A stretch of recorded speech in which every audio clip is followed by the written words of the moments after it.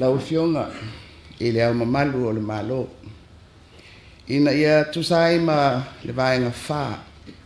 Na tā upu tolulua, pui lua, pui e.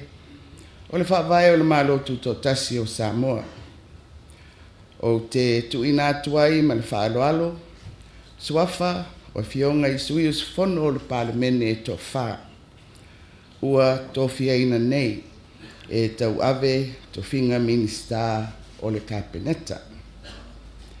Mai tusai ma le mata upu tolu lima, pui tasi, pui a.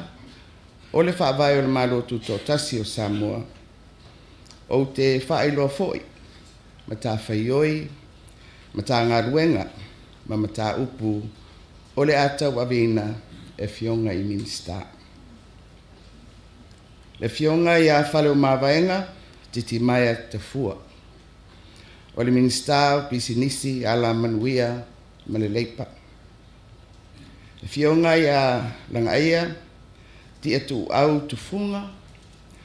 O le Minisita o tina ma te maitai, a tina o nuu maanga fisota. Le fionga ia mau, se osi poe mai. O le Minisita o fisota inga ma whaamatalanga teknolosi. Le fionga ia niwawa eti malolo. O le Minisita o whaatoanga ma whainga whaiva. A toa ma le whaalapo tuputonga o suenga whaasai nisi a Samoa. Lau fionga I le au malu o le Mālō o le whaaringa lea ma le whaaloalo.